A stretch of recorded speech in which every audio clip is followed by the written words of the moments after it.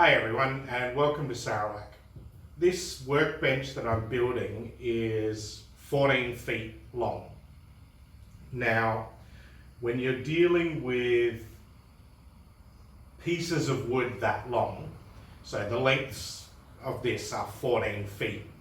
So I've got 4 pieces of 14 foot 2x4s. Now, it's really difficult, next to impossible, to get those milled dead straight. So no matter what you do, there's going to be a bit of a kink in it somewhere. And if you don't have a way to straighten it out, you've got to live with it.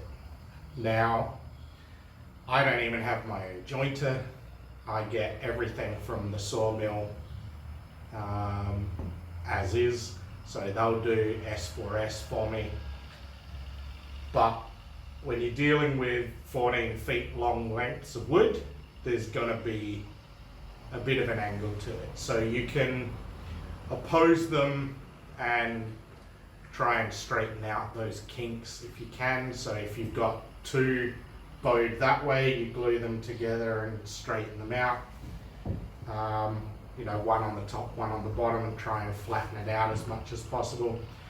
But you're going to get some problems, chances are. And one of the problems you're going to end up with, particularly with a design like this one, which is several ribs going along, you're going to end up with one rib being slightly higher than the other. And what that's going to do is it's going to cause this. So the movement isn't particularly significant with that one, but it's there, and you can't just bend the board and screw it down. Well, you can, but it's not going to end up with a nice final product. So what you want is to be able to shim up one side of this. Now, the difficulty in that is it's difficult to measure. So the way I do it is I take an angled cut piece of scrap, and it's just got a gentle slope with it, but you take the lift up as high as you can, and you run the board in until it's not got that rock anymore.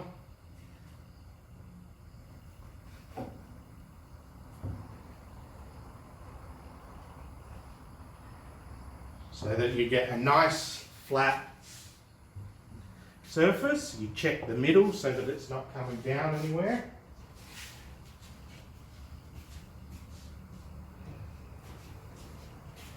You get a pencil, which apparently I've misplaced, but it doesn't matter because I've marked this out already, and you run it on that line. And then you will have that mark there, and that will tell you how thick you need to make your shim. You take a piece of the same wood, cut it to that size. Just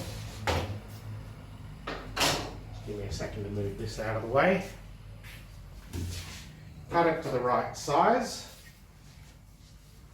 And then what you're going to do is just glue it along there. And that will give you that extra height that will stop the table rocking. So I'm just going to glue this here first. So you line it up and you just clamp it down.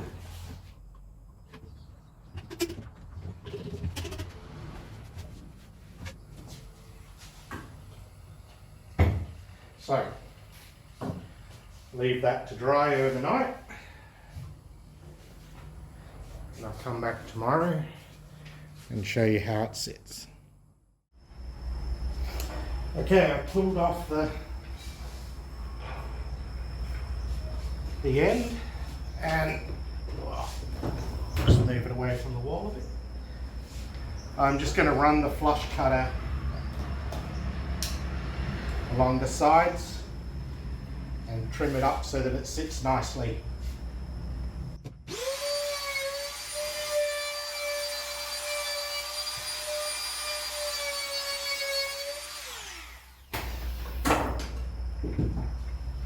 So now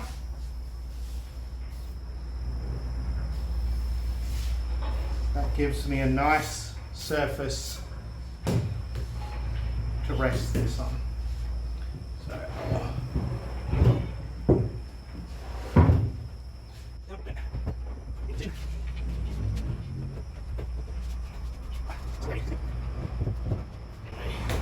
it's not quite in position, but it's not, I can lift it, but it's not rocking anymore. That's about where it is. So that's not got a rock anymore.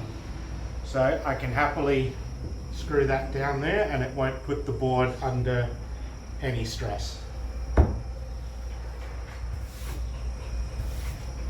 Just a quick tip, so that's all it needs to be.